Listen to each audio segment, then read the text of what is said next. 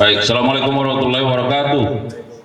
Selamat pagi, salam sejahtera untuk kita sekalian. Salam, Om Swastiastu, Namo Buddhaya, salam kebajikan, salam bahagia, salam sehat dan rahayu. Pak Direktur Penyidikan yang kami hormati beserta para Kasubdit dan Kabid Humas beserta jajaran, teristimewa buat rekan-rekan media yang hadir dan setia hingga pagi ini.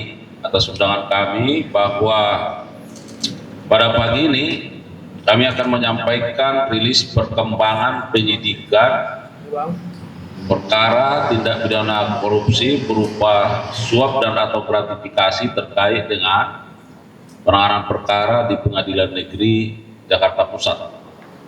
Rekan-rekan media, bahwa Direktur Penyidikan akan menyampaikan update-nya, dan sebelumnya perlu kami sampaikan yang pertama bahwa sejak kemarin, karena ini sudah beda hari kan, Minggu, setidaknya ada 7 orang yang diperiksa oleh penyidik pada Jampitsus sebagai saksi, ya. Ada 3 hakim dan ada 4 pihak terkait.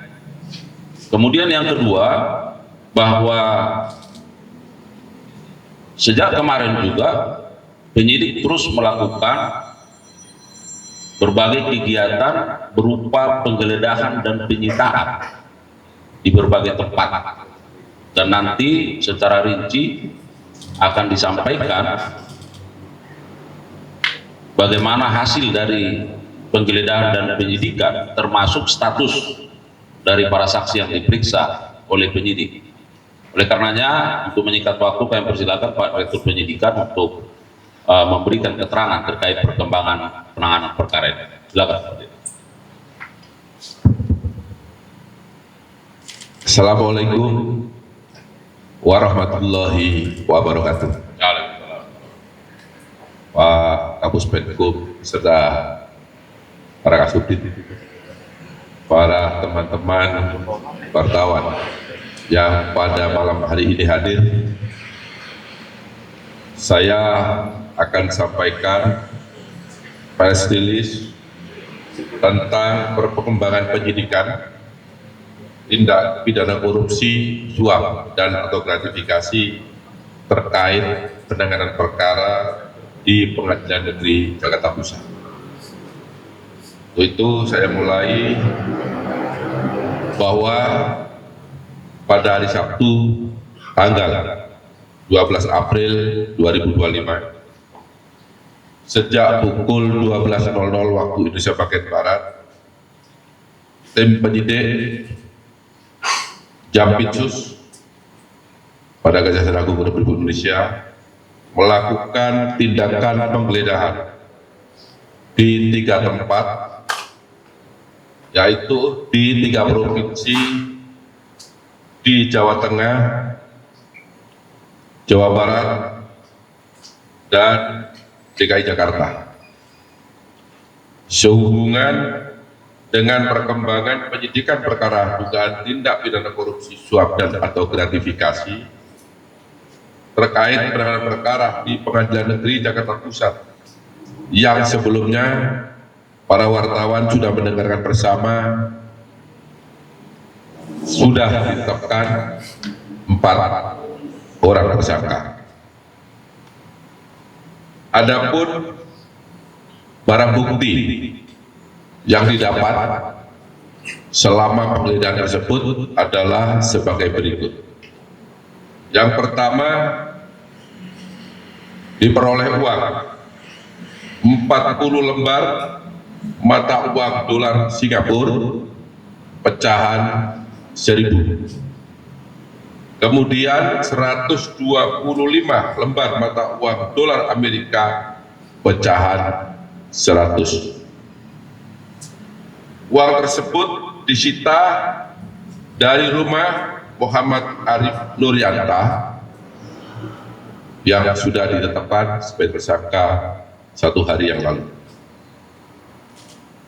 Kemudian yang kedua, penyidik juga telah melakukan penyitaan 10 lembar dolar Singapura uang pecahan 100 dan 74 lembar dolar Singapura dengan uang pecahan 50, di mana uang tersebut telah disita di rumah Arianto Bakri. Yang bersangkutan juga sudah ditetapkan sebagai tersangka 1 hari yang lalu. Kemudian yang ketiga, telah disita 3 unit mobil yang terdiri dari 1 mobil merek Toyota Land Cruiser dan 2 unit mobil merek Land Rover. Kemudian 21 unit sepeda motor. Ini di sebelah kanan saya banyak motor besar ya, dan 7 sepeda. Juga ini disita dari rumah Arianto Bakri. Kemudian penyitaan uang senilai 360.000 US dollar, atau kalau dirupiahkan setara sekitar 5,9 miliar rupiah. Uang tersebut disita dari rumah saksi AM ya, yang mulai tadi pagi dilakukan pemeriksaan kepada yang bersangkutan. Kemudian uang sebesar 4.700 dolar Singapura disita dari rumah tersangka atau kantor tersangka Marcella. Kemudian uang rupiah dengan nilai total sebesar 616.230.000 rupiah disita dari rumah ASB. Yang bersangkutan juga telah dilakukan pemeriksaan sejak tadi pagi.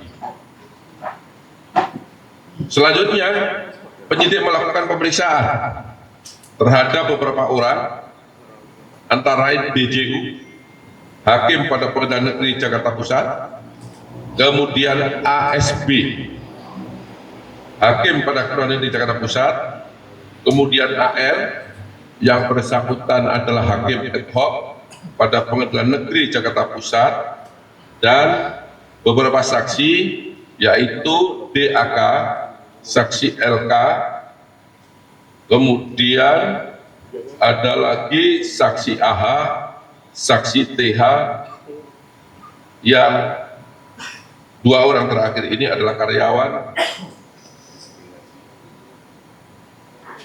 pada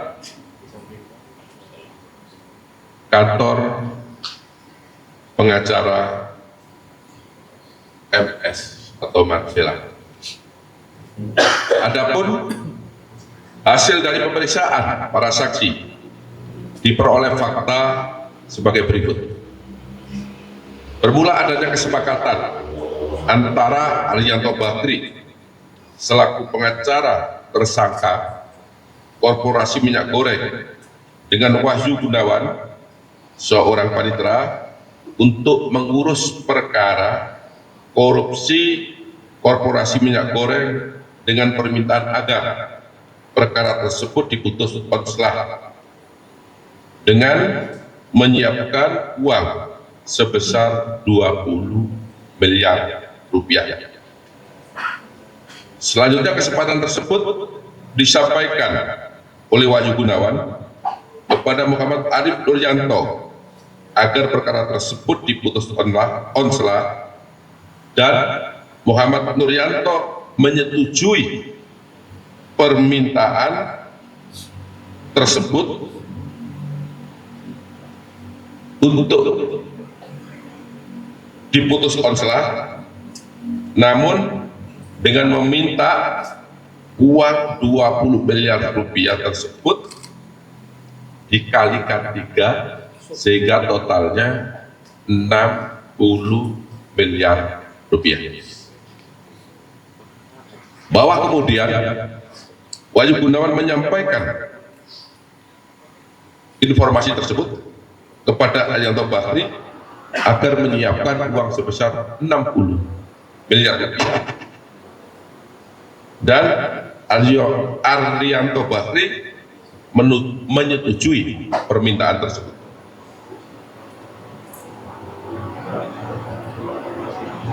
Kemudian setelah disampaikan, beberapa waktu kemudian Arianto Bahri menyerahkan uang sebesar 60 miliar rupiah dalam bentuk dolar Amerika Serikat kepada Wahyu Gunawan. Kemudian oleh Wahyu Gunawan uang sejumlah 60 miliar rupiah, ini bila diteruskan ya, karena uang yang diserahkan adalah uang dolar Amerika Serikat, diserahkan kepada Muhammad Arif Nuryanto. Dan pada saat itu Wahyu Gunawan diberi oleh Muhammad Arif Nuryanto sebesar 50.000 US dollar sebagai jasa penghubung dari Muhammad Arif Nuryanto. Jadi Wahyu Gunawan pun dapat bagian setelah adanya penyerahan uang tersebut.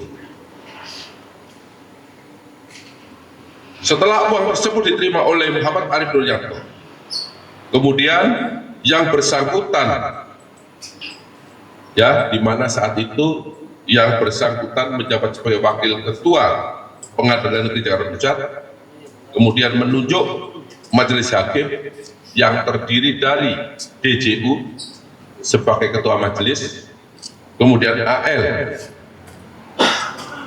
yang bersangkutan adalah hakim ad hoc, dan ASB sebagai anggota majelis. Setelah terbit surat penetapan sidang, Muhammad Arif Nuryanto memanggil DJU selaku ketua majelis dan ASB selaku hakim anggota. Lalu Muhammad Arif Nuryanto memberikan uang dolar bila diteruskan ke dalam rupiah senilai 4.500.000.000, di mana uang tersebut diberikan sebagai uang untuk baca berkas perkara, dan Muhammad Arif Nuryanto menyampaikan kepada dua orang tersebut agar perkara di-ATC. Kemudian setelah menerima uang bila dirupiahkan sebesar 4,5 miliar tadi oleh ASB, dimasukkan ke dalam goodie bag. Kemudian setelah keluar dari ruangan, uang tadi dibagi kepada 3 orang, yaitu masing-masing ASB sendiri, kepada AL yang keduanya sebagai hakim anggota, dan juga kepada DJU sebagai ketua majelis hakim dalam persidangan perkara dimaksud. Bahwa pada bulan September atau Oktober, karena yang bersangkutan sudah tidak ingat karena sudah lama, pada tahun 2024 Muhammad Arif Nuryanto menyerahkan kembali uang dolar Amerika Serikat bila kurs rupiah senilai 18 miliar kepada DJU, yang kemudian oleh DJU uang tersebut dibagi 3, di mana penyerahan dilakukan di depan Bank BRI Pasar Baru Jakarta Selatan dengan porsi pembagian sebagai berikut. Untuk ASB menerima uang dolar dan bila disetarakan rupiah sebesar 4,5 miliar. Kemudian DJU menerima uang dolar jika dirupiahkan sebesar atau setara 6 miliar. dan AL menerima uang berupa dolar Amerika jika disetarakan rupiah sebesar 5 miliar. Bahwa ketika hakim tersebut mengetahui tujuan dari penerimaan uang agar perkara tersebut diputus konselah, dan hal ini menjadi nyata ketika pada tanggal 19 Maret 2025 perkara korporasi minyak goreng telah diputus diputus konselah oleh majelis hakim, yang teman-teman wartawan mungkin sudah menyaksikan atau sudah pernah memberitakan hal tersebut.